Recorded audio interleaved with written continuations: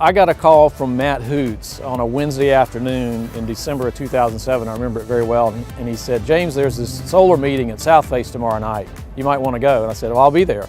And so Vikram and Laura and some very, very dedicated people had a small organization. Well, there really wasn't a market. So this was the early days for Georgia. Solar was happening in places like California and Germany, but it really hadn't happened in the Southeast.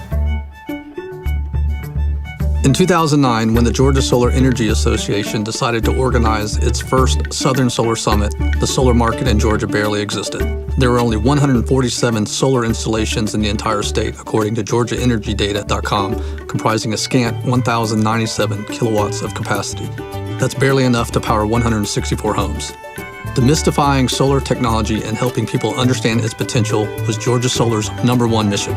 In conjunction with the Green Business Expo at the Cobb Galleria, Georgia Solar created a forum of experts to offer information to solar advocates, professionals, and potential consumers. We called it the Southern Solar Summit. Among the messages promoted at the first summit was this one: Georgia has great sun. Imagine that. We had to counteract the message being disseminated by defenders of the status quo that Georgia's sun exposure wasn't right for solar production. But by 2012, when the summit's expanding audience prompted Georgia Solar to move it to Georgia Tech's GTRI Center on 14th Street, perceptions were starting to change. The solar industry was poised for a dramatic leap into a new era of growth.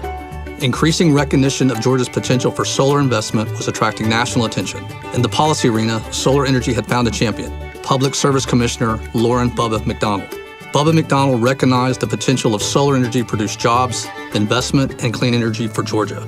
With Commissioner McDonald's encouragement, the Georgia Public Service Commission prompted Georgia Power to include a commitment to solar energy in its resource portfolio for the first time. Over the years, Bubba McDonald has been a regular speaker at this summit, and he has been joined by other members of the PSC, including Commissioner Tim Echols, who also has been a staunch supporter of solar in Georgia. As a result of solar's potential in Georgia and the Southeast, the summit began to feature keynote speakers of national stature. The speakers include military leaders, Colonel retired Dan Nolan and Major General Al Aycock, talking about the strategic importance of solar energy. Solar business leaders also graced the podium.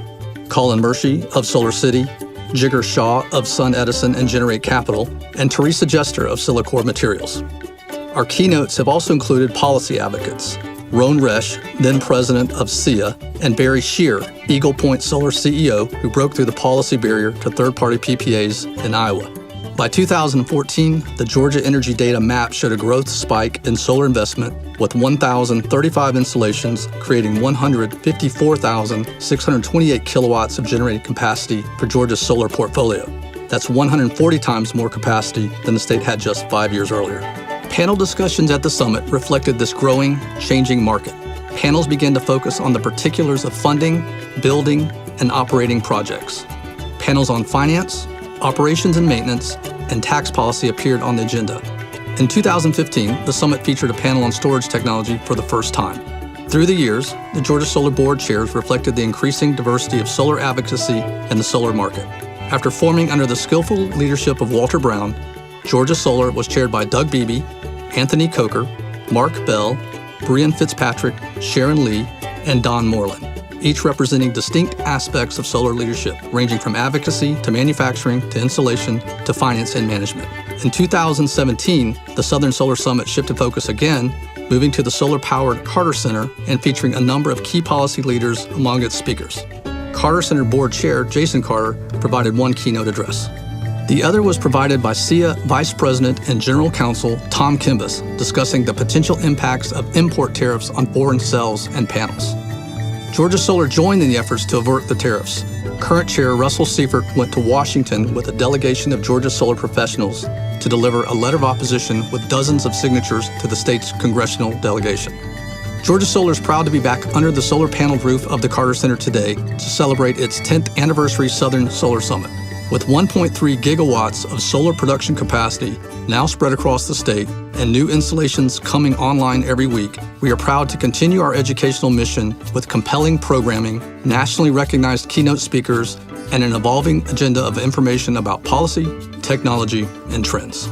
It has been an amazing, challenging, thrilling, and fulfilling decade through which we have witnessed the birth of what is now the number 10 solar market in the country, creating jobs, investment, and clean energy for our state, our region, and our nation. We want to thank everyone who has contributed to our vision and our mission. Although our challenges are somewhat different now, obstacles remain ahead. We are grateful for the support of all those who have organized, sponsored, spoken to, and attended each of these 10 Southern Solar Summits. And we hope you will be back to join us next year as we launch a new decade of solar in Georgia.